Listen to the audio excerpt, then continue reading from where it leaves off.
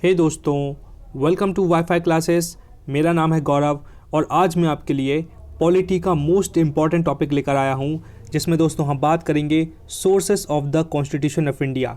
दोस्तों, भारत ने जब अपना संविधान बना था तब बहुत सारे आइडियाज़ को लिए थे अलग अलग देश से। जैसे यूएसए से क्या लिया है ना, फंडामेंटल राइट्स लिए हैं, रिटन कॉन्स्टिट्यूशन लिया है। आयरलैंड से क्या लिया है भैया, directive principle of state policy ली है। इस तरीके से क्वेश्चन 110% क्वेश्चन पूछे जाते हैं, तो ईमानदारी से पढ़ लेना भाई। ये वीडियो की खास बात यह है कि with the help of tricks मैं आपको कवर करके बताऊंगा। 70 to 80% ट्रिक्स से बताऊंगा और जो याद नहीं होंगे वो नॉर्मल पढ़ेंगे अपन। ठीक है भाई, ईमानदारी से पढ़ लेना, बहुत हेल्प मिलेगी आपको। चलो स्टार्ट करते हैं विदाउट वेस्टिंग टाइम। बात चल रही भाई पहले की ब्रिटिश कॉन्स्टिट्यूशन मतलब ब्रिटेन मतलब अपना इंग्लैंड के लोग जो अपने अंग्रेज लोग शासन करके गए ना अपने ऊपर, वो लोग। तो भैया जब भी ब्रिटेन की बात आएगी तो आपके दिमाग में आना चाहिए ब्रिटानिया का बिस्किट। ठीक है भाई, पहले पढ़ लो फिर मैं आपको ट्रिक बताता हूँ। ब्रिटेन से क्या लिया गया है, सिंगल सिटीजनशिप ली है, office of CAG, bicameralism, the idea of rule of law, law making procedure और पार्लियामेंट्री फॉर्म ऑफ गवर्नमेंट। अब दोस्तों इतने सारे हैं, कैसे याद रखोगे। अब ध्यान से ट्रिक सुनो, बहुत मज़ा आएगा, आंखें बिल्कुल स्क्रीन पर होनी चाहिए। अगर ब्रिटेन की बात आएगी तो आपके दिमाग में आना चाहिए ब्रिटानिया का बिस्किट, जो सचिन तेंदुलकर ऐड करता था ना ब्रिटानिया के बिस्किट की, वही। तो भैया आप हो और आपकी छोटी सी बहन है, आप कह रहे हो कि भैया ब्रिटानिया का बिस्किट अकेला मैं खाऊंगा, सिंगल पर्सन मैं खाऊंगा। आपकी बहन कह रही है कि भैया अकेली मैं खाऊंगी। तो आप लड़ मरे, झूम झटकी हो गई, हाथापाई हो गई, आप रोते रोते चले गए मम्मी के पास। तो मम्मी के पास जब गए तो मम्मी ने बोला कि देखो बेटा, मैं क्या करती हूँ, मैं बन जाती हूँ CAG, controller and auditor general. मैं ऑडिट करूंगी कि कौन बिस्किट खाएगा और कौन नहीं खाएगा और कौन कितने बिस्किट खाएगा, मैं ध्यान रखूंगी। और ज़्यादा ही है तो मैं एक कैमरा लगा दूंगी ताकि कोई चीटिंग ना करे। ठीक है, ये बना दिया भैया मम्मी ने रूल ऑफ लॉ बन गया। और फिर इस लॉ को, ये प्रोसीजर को भाई बहन फॉलो करने लगे। ये थी ट्रिक। एक बार फिर से बताता हूँ, मतलब क्या था। सिंगल सिटीजनशिप का मतलब था, भाई बोल रहा था मैं सिंगल खाऊंगा, बहन बोल रही थी मैं सिंगल खाऊंगी। तो सिंगल सिटीजनशिप वहाँ से आया। मम्मी को बना दिया CAG, controller and auditor general, article 148 में आता है, इसको याद रख लीजिए अलग से। तो भैया मम्मी को बना दिया अपन ने कैग, मम्मी ऑडिट करेंगी और मम्मी ने कैमरा लगा दिया, तो बाईकैमरलिज्म, और ये रूल बन गया। तो idea of rule of law, और भाई बहन प्रोसीजर को फॉलो करने लगे ये वाली। तो लॉ मेकिंग प्रोसीजर यहाँ से लिया गया है। हो गई दोस्तों याद आपको ट्रिक्स। आई होप आपको पसंद आ रही होंगी। और लास्ट वाला मैंने इसलिए छोड़ा है ताकि वो अलग से याद करना है और बहुत ईजी है। इधर से लिया है ये पार्लियामेंट्री फॉर्म ऑफ गवर्नमेंट। दोस्तों इसका मतलब ये हुआ कि जब अंग्रेज लोग अपने देश पर शासन कर रहे थे तभी उन्होंने अपनी पार्लियामेंट बनाई थी, है ना, लोकसभा की तरह और राज्यसभा की तरह। नाम उन्होंने अपने लेवल पे दिए थे जो भी है। तो जब वो भारत छोड़ कर चले गए अंग्रेजी लोग, तब इंडिया वालों ने सोचा कि संविधान बनाते वक्त कि यार ये आइडिया बड़ा अच्छा लग रहा है, अपन एक लोकसभा का लेते हैं और एक राज्यसभा, क्योंकि उन्होंने बना के ऑलरेडी गए थे। तो बस नाम दे दिया और पार्लियामेंट बन गई। तो लोकसभा और राज्यसभा, इसी को बोलते हैं parliamentary form of government. Okay दोस्तों, समझ में आया। आई होप आपको ट्रिक्स भी अच्छी लग रही होंगी। चलो भाई आगे बढ़ते हैं। आगे क्या है, ये है दोस्तों USA, United states of America. दोस्तों यहाँ से क्या लिया गया है, इसकी ट्रिक नहीं है, लेकिन इसको ध्यान से सुनना, अच्छे से एक्सप्लेन करूँगा, आपको पूरा समझ में आएगा। ओके, यूएसए की बात आएगी, मतलब यूएसए के लोगों के पास फंडामेंटल राइट्स हैं। मतलब यूएसए के लोग अपने राइट्स को जानते हैं कि उनके क्या राइट्स हैं, क्या ड्यूटीज़ है प्रॉपर। तो उनके फंडामेंटल राइट्स उनको पता होते हैं, इसलिए वो अच्छे से रहते हैं, है ना। ऐसे नंगा नाच नहीं मचाते, हो हल्ला नहीं मचाते। उनके राइट्स उनको पता है कि क्या सही है क्या गलत है, तो वो ध्यान रखते हैं। दूसरा, power of judicial review. Judicial review का मतलब ये होता है, जैसे सुप्रीम कोर्ट है और ये हाई कोर्ट है। हाई कोर्ट ने मान लो एक क्रिमिनल केस को सॉल्व किया, लेकिन सुप्रीम कोर्ट को डाउट हुआ कि भैया हाई कोर्ट ने गलत डिसीजन दिया है, तो सुप्रीम कोर्ट हाई कोर्ट से जुडिशियल रिव्यू के तहत उस केस को देख सकती है, चेक कर सकती है कि तुमने जो डिसीजन लिया वो सही लिया है या नहीं। इसको बोलते हैं जुडिशियल रिव्यू। तो ये आइडिया यूएसए का है और ये जुडिशियल रिव्यू भी इंडिया वालों ने अपनाया है। ओके, अपने यहाँ भी यही होता है। दूसरा क्या है, इंडिपेंडेंस ऑफ जुडिशरी। ये अपने भारत में, ये भी यूएसए से लिया गया है। इसको ऐसे ध्यान रखेंगे कि इंडिपेंडेंस मतलब ये है कि भैया अपनी सरकार अलग चल रही है ना, अपनी सेंट्रल गवर्नमेंट और अपनी राज्य सरकार, अपनी सेंटर की गवर्नमेंट, लेकिन जो अपने जुडिशरी सुप्रीम कोर्ट है ना, उसका बिल्कुल हिसाब अलग है। मतलब सुप्रीम कोर्ट के बीच में उसके मामलों में सरकार टांग नहीं अड़ा सकती, इसका मतलब ये हुआ।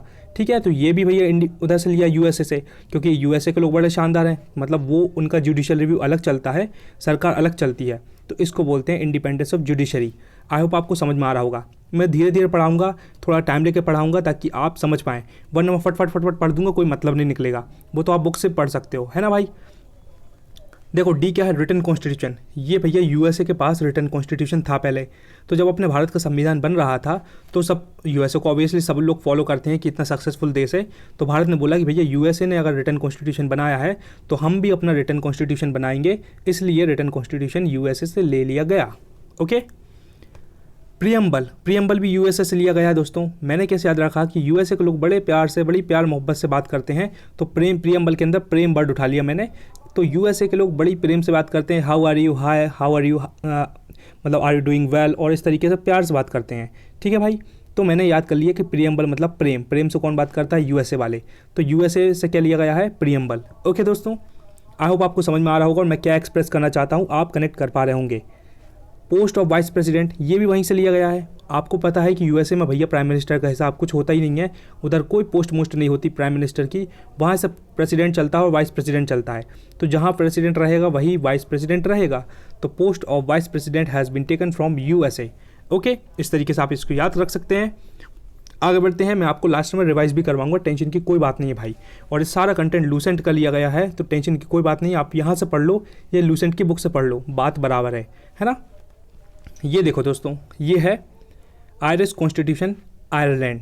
दोस्तों मतलब मैं बताता हूँ कि मैंने क्या ट्रिक बनाई। आयरिश कॉन्स्टिट्यूशन की बात आएगी तो आपके अंदर वर्ड आने चाहिए आपके दिमाग में आयरिश, और आयरिश को बना लिया था मैंने क्रिश, क्योंकि आई की जगह अगर के लगा दोगे तो क्रिश बन गया ना। तो मैंने आयरिश को बना लिया क्रिश। अब क्रिश से मैंने सारी लिंक बनाई है, आई होप आपको समझ में आएगी, मैं एक्सप्लेन करने की कोशिश करता हूँ। देखो क्रिश जो अपना था ना, क्रिश के कुछ प्रिंसिपल्स थे, कुछ सिद्धांत थे। वो अपनी दादी से वादा करके गया था कि भैया मैं अपनी ताकत, अपनी शक्ति सबसे छुपा कर रखूँगा, कभी किसी के सामने नहीं लाऊंगा, है ना। तो उसके कुछ सिद्धांत थे अपने क्रिश के, तो बस वहाँ से मैंने वर्ड उठा लिया प्रिंसिपल्स। तो directive principles of state policy. Okay दोस्तों, चलो भैया सेकंड वाला क्या था? Methods of election of president. ये कैसे याद रखोगे? ये मैंने ऐसे याद रखा कि भैया जब अपना क्रिश था तो वही अपना कृष्णा था। तो प्रियंका चोपड़ा ने क्या किया था, कुछ मेथड बनाई थी ताकि हम वो पता कर सकें कि भैया अपना कृष्णा ही क्रिश है। ठीक है, तो कुछ मेथड किसने बनाई थी? प्रियंका चोपड़ा ने। मैंने ऐसे लिंक किया, आपको भी हेल्प मिलेगी। तो आप याद रखेंगे method of election of president. ठीक है, method of election of president आपको ऐसे याद होगा कि प्रियंका चोपड़ा ने कुछ मेथड बनाई थी, तरीके अपनाए थे कि कृष्णा को कैसे पता करें कि वही क्रिश है। ठीक है भाई। थर्ड पॉइंट देखो, थर्ड है nomination of members in the Rajya Sabha by the president. मैंने इस प्रेसिडेंट को बना लिया, पी के प्रेसिडेंट को बना लिया प्रियंका। तो प्रियंका ने कुछ लड़कों को नॉमिनेट किया था कि भाई तू चलना मेरे साथ, तू चलना और तू चलना, तुम लोग बढ़िया कैमरा लगा के फर्स्ट फ्लोर थर्ड फ्लोर पर खड़े रहना, और वहाँ से मैं कृष्णा को लेकर आऊँगी और तुम कैमरा में रिकॉर्ड करना। वहाँ से गुंडे लोग आएंगे, मारेंगे, और जब वो अपने पावर्स दिखाएगा तो तब रिकॉर्ड कर लेना और पता चल जाएगा कि यही अपना क्रिश है। तो इस तरीके की स्ट्रेटेजी बनाई थी। तो प्रियंका चोपड़ा ने नॉमिनेट करे थे कुछ मेंबर्स को, है ना, कि भैया क्रिश को पता करना है कि क्रिश है कि नहीं। तो इस तरीके से मुझे याद हो गया, विजुलाइज किया मैंने। तो nomination of members in the Rajya Sabha by the president, इस तरीके से मुझे याद हो गया। आई होप आपको भी समझ में आ रही होंगी ये ट्रिक्स। अगर किसी को लगता है कि इससे भी बेटर ट्रिक्स हो सकती है तो कमेंट बॉक्स में ज़रूर लिख दें भाई, है ना। चलो आप क्या भाई, कैनेडियन। फोर्थ वाला है कैनेडियन कॉन्स्टिट्यूशन, बहुत इंपॉर्टेंट है ये, इसके बारे में पहले पढ़ो। कैनेडियन कॉन्स्टिट्यूशन में क्या है? A quasi federal form of government. इसका मतलब होता है कि भैया आधी फेडरल और आधी सेंटर वाली, मतलब वैसे तो देश टुकड़े में रहेंगे लेकिन वक्त आने पे एक हो जाएंगे, सेंटर को पावर आ जाएगा। इसको बोलते हैं quasi federal form of government. अब इसके आगे क्या लिखा? A federal system with strong central government. वही बात बोल दी मैंने। वैसे जैसा अपना इंडिया भी वही है, इंडिया भी क्वासी फेडरल गवर्नमेंट है। वैसे राजस्थान, मध्य प्रदेश, महाराष्ट्र सब अलग अलग हैं, सबके पावर्स अलग हैं, सबकी गवर्नमेंट अलग है, लेकिन वक्त आने पर, इमरजेंसी लगने पर पूरा भारत एक हो जाएगा। एक ही जन का पावर चलेगा, सेंटर दिल्ली से पूरी संभालेंगे सब लोग, सेंटर से कंट्रोल करेंगे अब वक्त आने पर। इसको बोलते हैं क्वासी फेडरल गवर्नमेंट। तो ये दोस्तों ये कहाँ से लिया है? कनाडा से लिया है। और मैंने ऐसे लिंक किया कि ये नॉर्थ अमेरिका के लोग हैं, ये कनाडा वाले। तो कनाडा के लोग बड़े स्ट्रॉन्ग लोग हैं क्योंकि उनके फिजिकली स्ट्रॉन्ग है, मेंटली स्ट्रॉन्ग है, और हर चीज़ में वो स्ट्रॉन्ग है।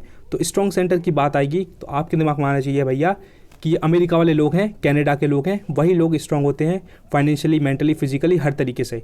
तो आपको याद आना चाहिए a system with strong central government. Okay. Second वाला है the idea of residual powers, है ना। मैंने कैसे याद रखा इसको? इसमें ये बताया कि बच्चे खुचे जितने पावर्स हैं, आधे पावर्स स्टेट गवर्नमेंट के पास होते हैं, आधे सेंट्रल के पास होते हैं। ठीक है, लेकिन जो बच्चे खुचे पावर हैं वो किसके पास है? वो भी सेंट्रल गवर्नमेंट के पास होते हैं। समझ में आया? जैसे इधर बिजली का बिल और नलकूप का पानी, इसका बिल कौन संभालेगा, इनका टंटा कौन देखेगा, स्टेट गवर्नमेंट। और जो एजुकेशन पॉलिसी और बड़ी बड़ी चीज़ें हो रही, कॉन्स्टिट्यूशनल अमेंडमेंट, ये सेंटर देखेगी। लेकिन कुछ छोटे मोटे अंटर पंटर वाले कुछ काम रहते हैं, वो बचे खुचे पावर भी सेंटर के पास चले जाते हैं। इसी को बोलते हैं the idea of residual powers. और ये भी दोस्तों कहाँ से लिया गया है, कनाडा से लिया है। क्योंकि मैंने इस तरीके से लिंक कर लिया कि आपने बोला कि भैया बचे कुछ पावर कौन लेगा, तो आप बोलोगे आई कैन मैनेज दिस। जैसे आपके पास पैसे हैं तो कुछ पैसे बच गए, तो आपके घर वालों ने आपको पैसे दे दिए, तो आप क्या बोलोगे, बच्चे कुछ पैसे मुझको दे दो, आई कैन मैनेज दिस, मैं मैनेज कर लूँगा। तो इस तरीके से मैंने लिंक कर लिया कि कैनेडियन कॉन्स्टिट्यूशन से रिलेटेड है the idea of residual powers. I hope आपको क्लियर हो रहा होगा। सी वाला क्या दोस्तों, ये है appointment of state governors by the centre and advisory jurisdiction of the Supreme court. बस इसकी मेरे पास ट्रिक नहीं है दोस्तों, इसको आपको पढ़ना पड़ेगा। बता देता हूँ, अपॉइंटमेंट ऑफ स्टेट गवर्नमेंट, जो स्टेट के अपने गवर्नर अपॉइंट होते हैं, वो कौन करता है, सेंटर के कहने पर होता है। वैसे तो प्रेसिडेंट करता है, लेकिन अगर सेंटर बोल देती ना प्रेसिडेंट को, हाँ भैया इसको अपॉइंट कर लो, तो प्रेसिडेंट जाता है और उसको अपॉइंट कर लेता है बस। और advisory jurisdiction of the Supreme Court, Supreme Court advice दे सकती है नीचे वाली कोर्ट्स को कि भैया तुम ऐसा करो, तुम ऐसा करो, तुम ऐसा करो, तुम ऐसा करो। ठीक है, तो ये आपको याद रखना पड़ेगा, कैनेडियन कॉन्स्टिट्यूशन। ओके, यहाँ से क्वेश्चन आ सकता है। फिफ्थ वाला देखो भाई, फिफ्थ वाला है रशिया, मतलब फॉर्मर यूएसएसआर। पहले इसको फॉर्मर यूएसएसआर बोलते थे। ठीक है भाई, तो रशिया से क्या लिया, यहाँ से क्वेश्चन ज़रूर आता है, इसलिए ध्यान से पढ़ना। मैंने ऐसे याद किया था कि जब भैया फंडामेंटल राइट्स यूएसए वाले लोग फॉलो कर रहे हैं, तो फंडामेंटल ड्यूटीज़ रशिया वाले तो फॉलो कर ही सकते हैं। रशिया कितना बड़ा है ना, कितना बड़ा रशिया है, तो यार फंडामेंटल इतना मतलब अपना रशिया इतना बड़ा है, तो उसकी कुछ ड्यूटीज़ होंगी ताकि प्रॉपर वो रशिया अपना गवर्नमेंट चला सके। तो इस तरीके से मैंने याद कर लिया कि भैया रशिया इतना बड़ा है तो उसकी कुछ ड्यूटीज़ होंगी, कुछ उसके नियम कानून होंगे, उसकी जिम्मेदारी होंगी जो कि वो फॉलो करता होगा, तब जाकर इतना बड़ा देश चला पा रहे हैं वो लोग।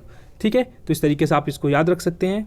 और इम्पॉर्टेंट बात यह है, ये कोई नहीं बताएगा आपको कि 5 ईयर प्लानिंग दोस्तों कहाँ से लिया गया है, और ये क्वेश्चन आ चुका है।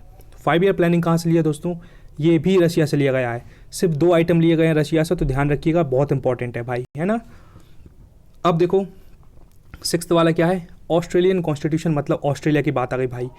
ऑस्ट्रेलिया की जब बात आती है तो मेरे दिमाग में आता है ऑस्ट्रेलिया के प्लेयर्स, क्योंकि शानदार प्लेयर हैं और अपने पूरे मतलब सबसे ज़्यादा अगर किसी ने वर्ल्ड कप जीता है तो वो ऑस्ट्रेलिया के खिलाड़ियों ने जीता है, ऑस्ट्रेलिया वाले देश ने जीता है। तो बस मैंने ऐसे याद कर लिया कि भैया ऑस्ट्रेलिया के लोग क्या करते हैं, एक कॉन्करेंट लिस्ट बनाते हैं भाई कि किस तरीके से खेलेंगे, कितनी प्रैक्टिस करेंगे, क्या करेंगे, तब जाकर अच्छा परफॉर्म कर पाएंगे।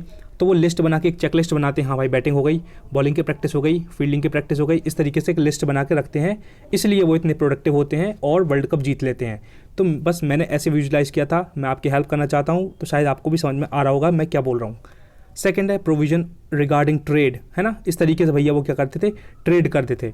इस तरीके से वो मतलब ये सब चेकलिस्ट रखते हैं, और ट्रेड भी ऐसे करते हैं ऑस्ट्रेलिया के लोग कि चेकलिस्ट रखते हैं, हाँ भैया आलू बिक गए, टमाटर बिक गए, भट्टे बिक गए अपने, और अपना ये वाला बिजनेस हो गया है, तो वो ट्रेड कैसे करते हैं, है ना, वो भी चेकलिस्ट बना कर रखते हैं। तो कॉन्करेंट लिस्ट और ट्रेड दोनों ऑस्ट्रेलिया के अंदर आ गया। इस तरीके से मैंने इसको लिंक कर लिया। और तीसरा क्या है भैया, कॉमर्स एंड इंटर कोर्स। इसका मतलब ये हुआ कि ऑस्ट्रेलिया के प्लेयर्स लोग क्या करते हैं, एक इंटरनल कोर्स भी करते हैं।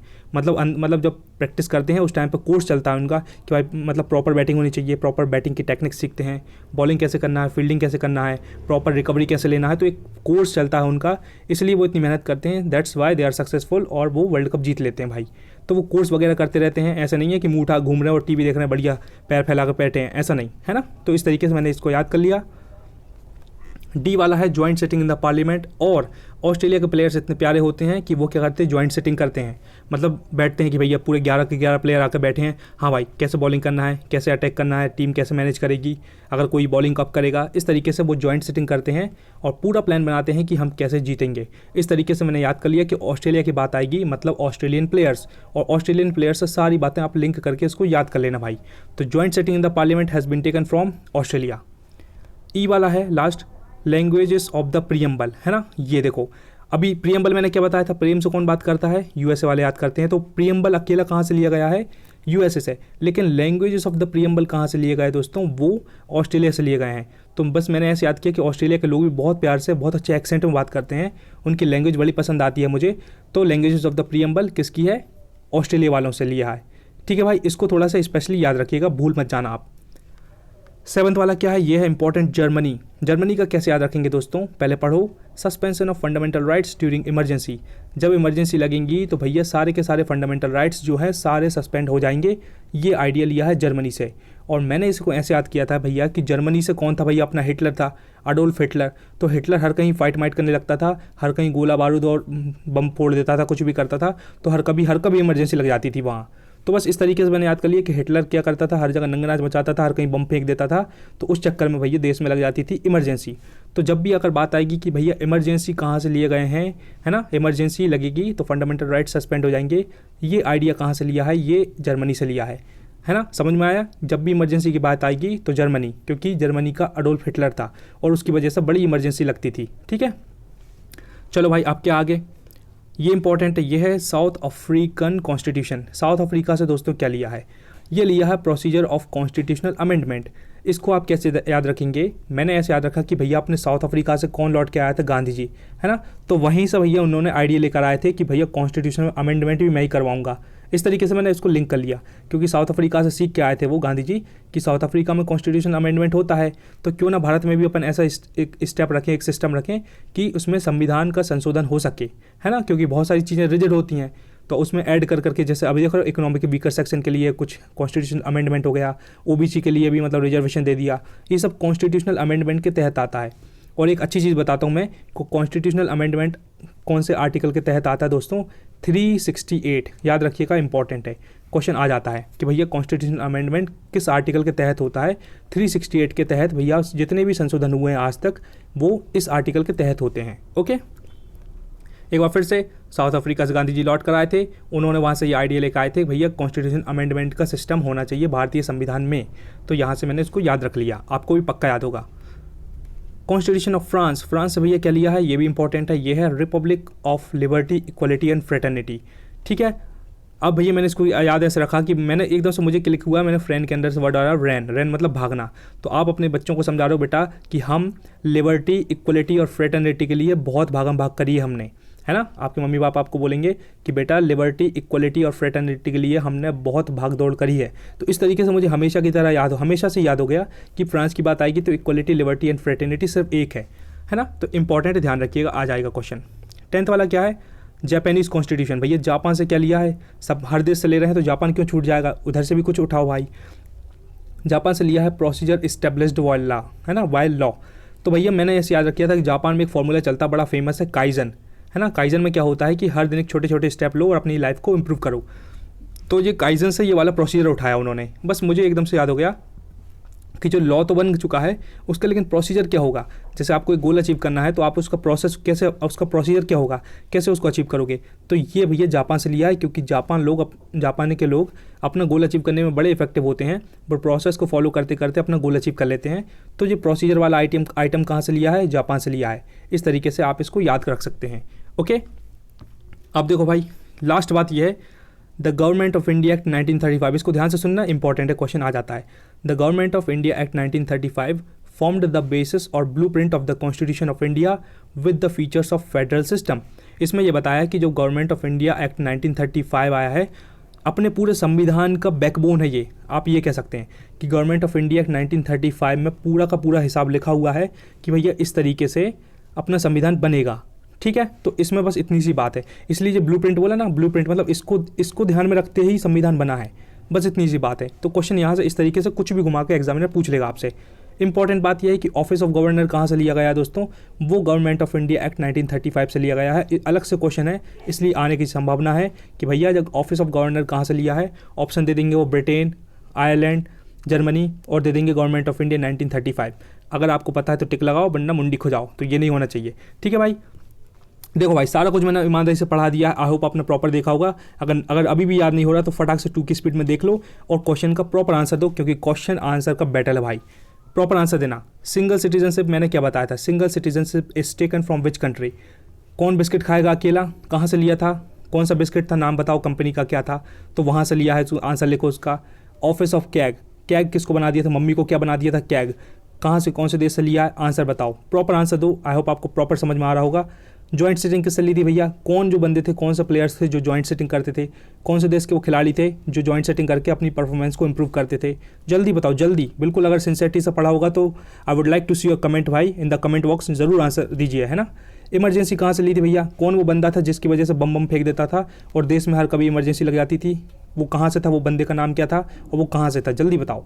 फिफ्थ क्वेश्चन है फंडामेंटल ड्यूटीज़। दोस्तों कहाँ से लिया है, मैंने बताया था ना, यूएसए जैसे फंडामेंटल राइट लिए हैं। तो भैया इतना बड़ा देश है अपना, कौन सा बड़ा, बहुत बड़ा देश, सबसे बड़ा देश कौन सा है ना, जो क्या बोलते हैं जिसमें फंडामेंटल ड्यूटीज़ से आइडिया लिया गया। जल्दी बताओ। बस दोस्तों मुझे इतना ही बताना था। मैंने पूरी ईमानदारी से, पूरी मेहनत से आपको वीडियो बना दिया है, प्रॉपर समझा दिया है। आई होप आपको पसंद आया होगा। 2 की स्पीड में एक बार और देख लेना, आपको प्रॉपर पूरा समझ में आ जाएगा। And thanks for watching this video and please do comment. दोस्तों कमेंट करके ज़रूर बताएं कि वीडियो कैसा लगा, तभी मुझे पता चलता है कि मैं क्या कर रहा हूँ, मैं जो कर रहा हूँ वो सही कर रहा हूँ या नहीं।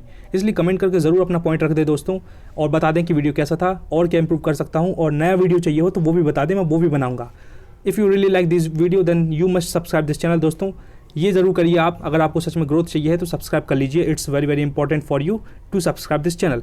चलो भाई, revision is the key. Bar bar revision करिए, 5 से 6 घंटे रोज़ पढ़िए, दुनिया इधर की उधर हो जाए, भले ही कुछ भी हो जाए, जनवरी फरवरी मार्च अप्रैल, हर दिन कंसिस्टेंट हार्डवर्क करिए। सिलेक्शन ज़रूर होगा, आज नहीं कल। Just believe in yourself, work hard every single day towards your dream and never ever give up and be proud of who you are. Okay.